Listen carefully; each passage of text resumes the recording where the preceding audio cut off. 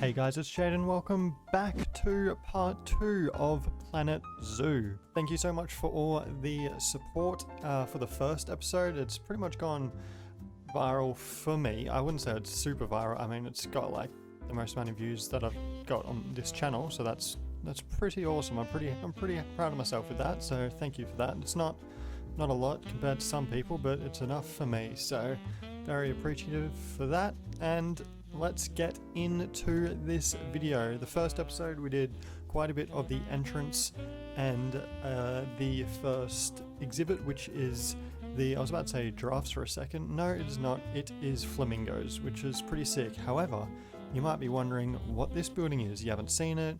You haven't seen any of it, really.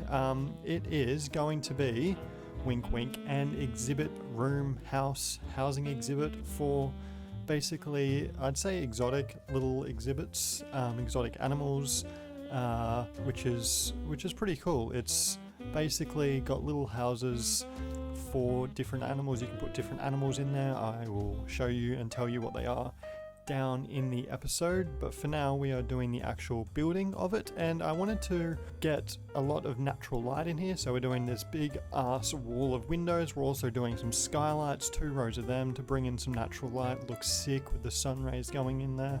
Looks awesome. We also do a really good, see, that's one of the skylights. We also do like a nice little garden bed in there. I wanted it really lush and green and have lots of vegetation in there.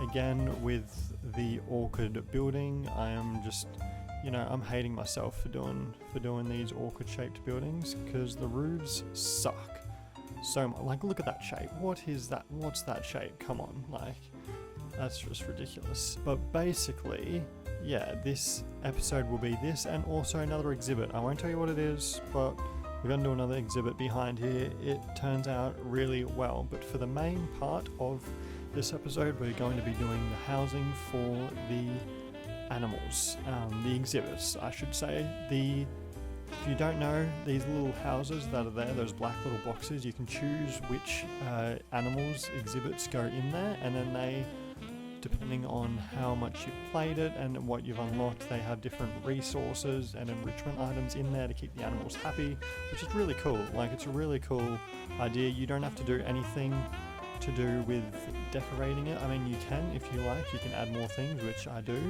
You can add trees, plants, whatever you want in there. It doesn't affect the animals' well-being, just like the other animals, which is pretty cool. Like, the only thing you need to worry about is if their environment, temperature, all that is suited to them, but then after that's sorted, you can literally add whatever you like, which is very cool indeed. There's about 5 or 6 exhibits in here. 1, 2, 3, 4, 5, yeah, about 5 or 6 if I can remember correctly. So yeah, there's lots to look at. We also add, shrubbery, more of those flower walls, and yeah, it looks really nice. I wanted it to be very welcoming because it's the first sort of big, apart from the flamingos and the other exhibit behind this one, it's sort of the first I guess you could say family attraction apart from the animals, because yeah, kids can go in there. It's pretty interactive. I've had a bunch of information booths. We also, off camera, I also added a little tour station, so it's a little information kiosk with a person there, and he walks around and gives little information tours on each of the animals. It's super sick. Like, I actually only found it recently, and I am obsessed with it. So I'm literally going to be putting it around every single animal, every single exhibit in the park. One, it boosts morale for the customers, patrons, whatever you want to call them, attendees, if you will. It also boosts their knowledge of the animal or the zoo or whatever the topic is for the information booths, which is really cool. And it gives a good rating for the zoo, because the more information and education that the guests have, then the better rating that they give the zoo, which is really cool. I like that idea that they need, information and education to, educate themselves on current topics or animals or whatnot, and then that reflects on the zoo, which is really cool. I definitely wanted that to be part of this zoo. I definitely wanted lots of information and people to know a lot about not necessarily just the animals in the park, but like topics that they can give you. So it's a lot of information in the first couple minutes, but look at 1, 2, 3, 4, 5, 6, 7 actually. Sorry, my bad, my mistake.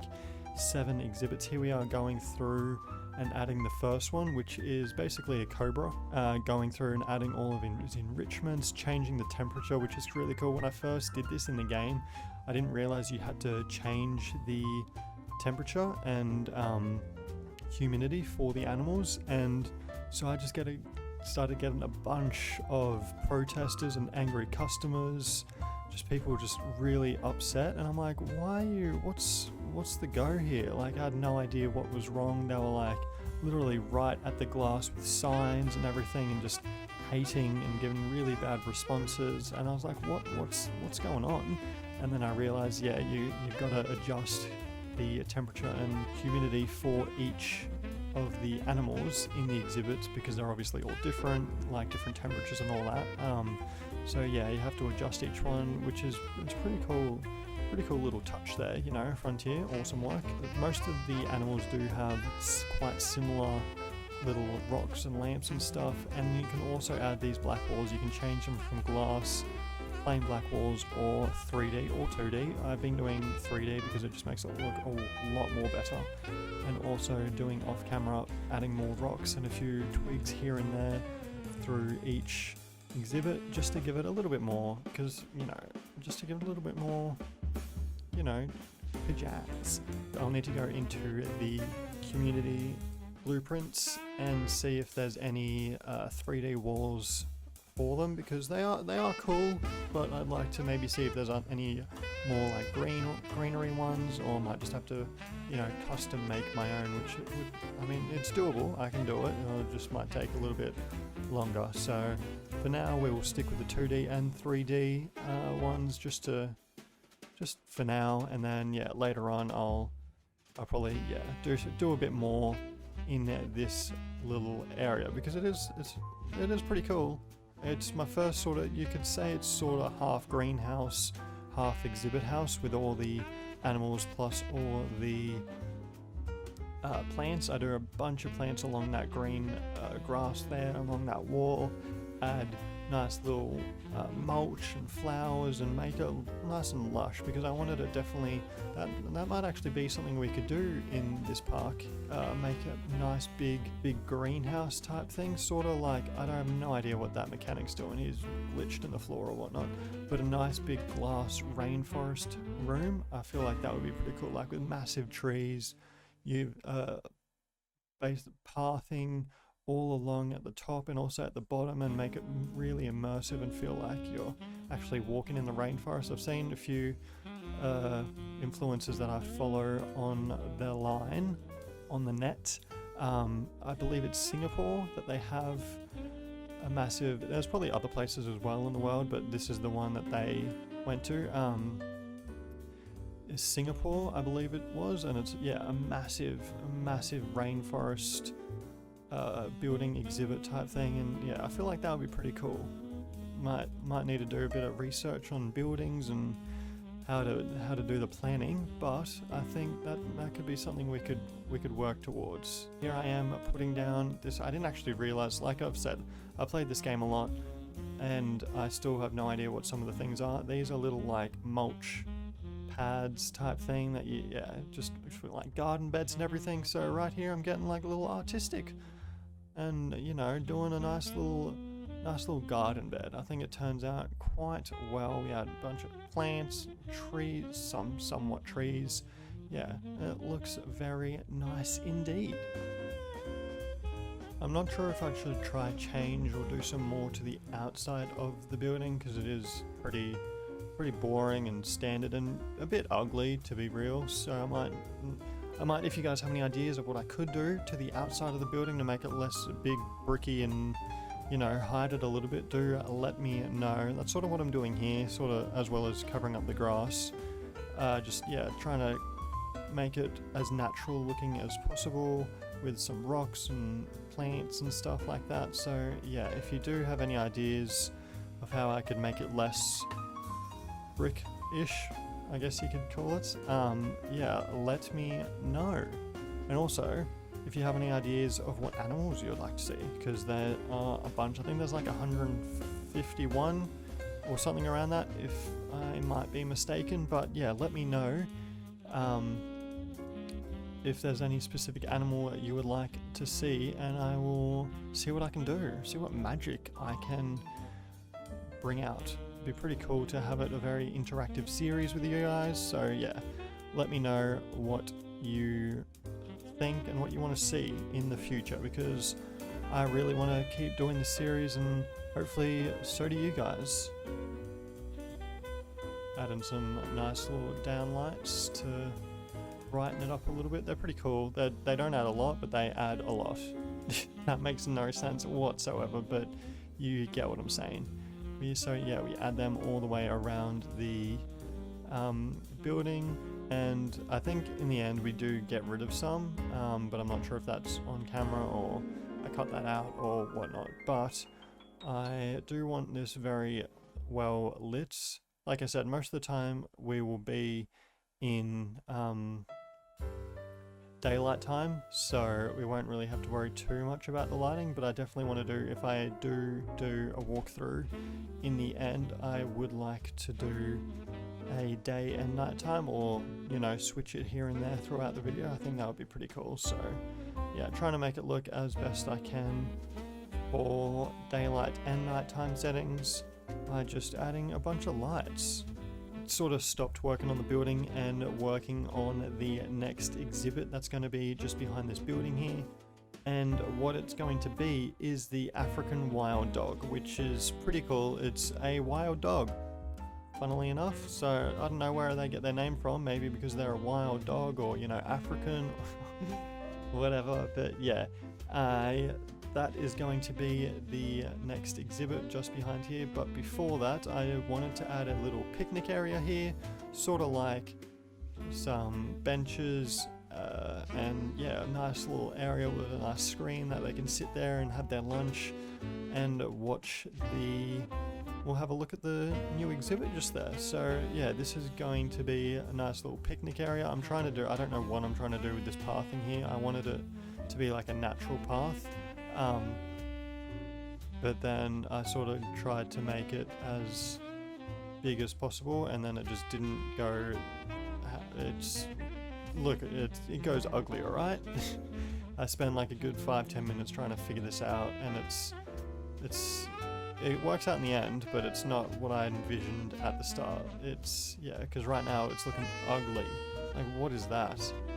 Definitely doesn't help that it goes from black to no path. So what is that? So we completely get rid of it and start again, and that is what we finish up with. It's not the most prettiest looking thing that you'll ever see, but it'll do. It looks good in the end with all the tables and the awnings. We do a nice little shade awning there.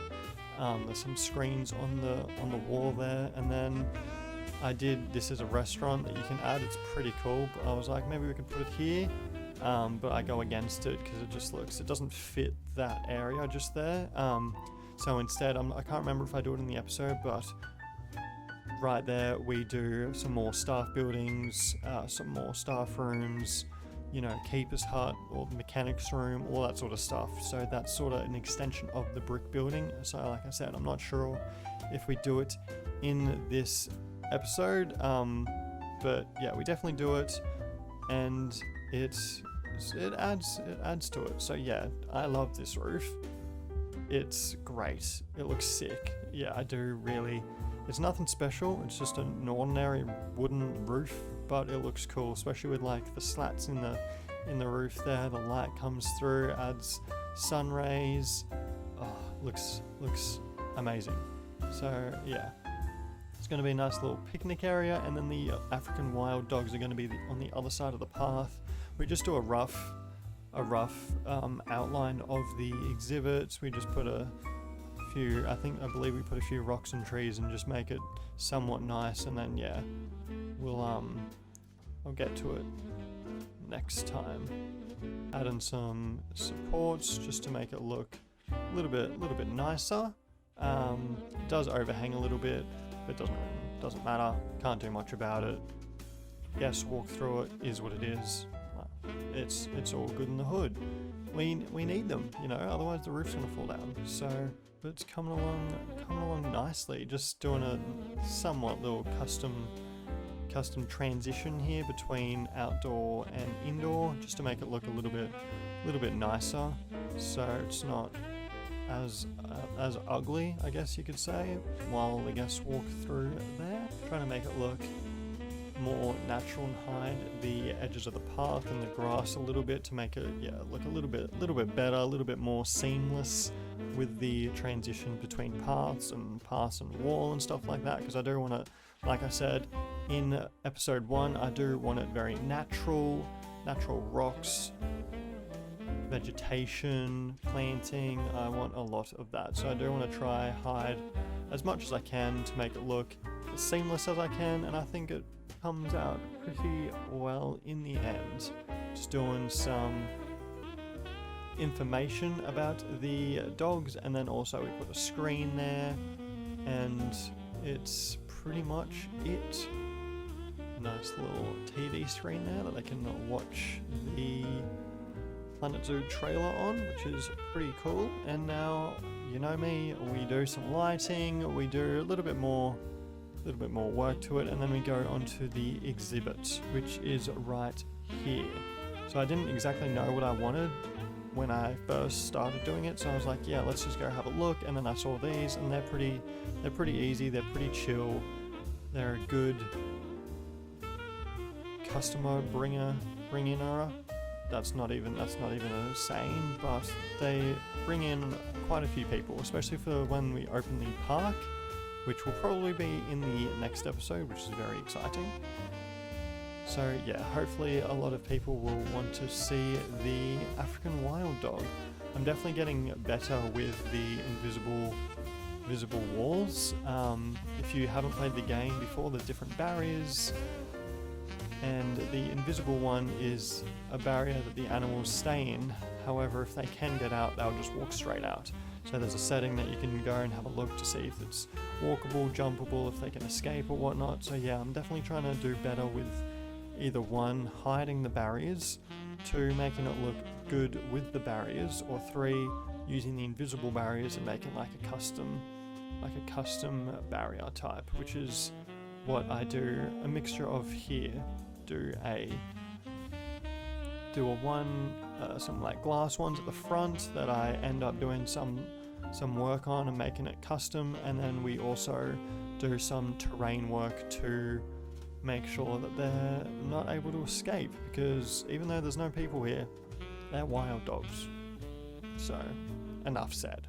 Going through making the exhibit quite a bit bigger, because they need quite a bit of space, and I definitely like to have some natural shelters for them. So we do 2 caves, 1 on each side, and have some bedding in there.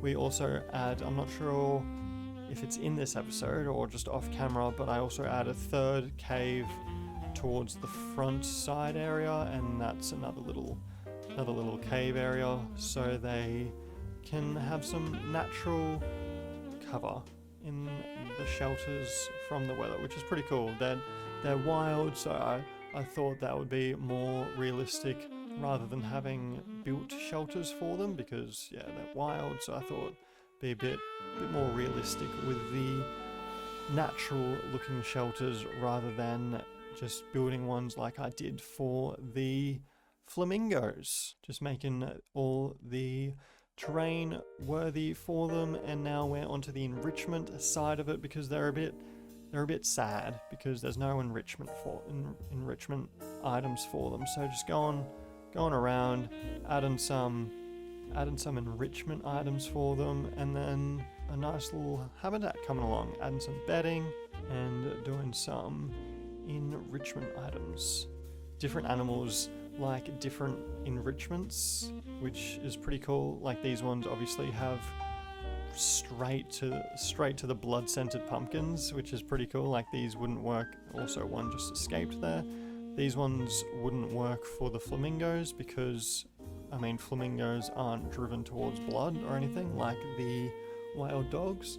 Right here, I was just having a bit of issue with them jumping the fences, so it looks ugly right now, I know, but we go ahead and fix it and make it look nice, okay? So, it does look a bit ugly, but it's just for the time being to make them not escape while I'm getting all the enrichment items sorted out and having the terrain look nice and all that. We do, yeah, a nice little glass wall at the front so guests can see, and then we also do up that hill there on the right, we do an above sort of viewing area, which is, it looks really nice. I think it comes along really nice. It gives a different point of view, and it's something cool. You can look down on the exhibit, and yeah, it looks nice. Here I go, doing it. I knew that I wanted some sort of path that was sort of really close to the edge, that they could sort of get really close to seeing them. So yeah, we definitely achieved it. It was just sort of getting this stupid path to work, because that is not what I wanted. And yeah, we end up doing, originally I wanted it just to be on the ground there, but it wasn't working in my favor, so the next best thing was to have a little overextending path, which actually looks pretty cool. We do add some rocks and make it look nice with the wall there. Add very natural looking rocks and trees and hide it a little bit more and have it very nice. Right here is the extended staff area that I was talking about before. It was pretty much just an extra room for all the staff equipment and stuff like that, nice and close to the actual shelter, which is very efficient because the staff, they definitely like efficiency when it comes to this. So yeah, have to have it quite close to the actual exhibits for it to be efficient. So that is what it is here.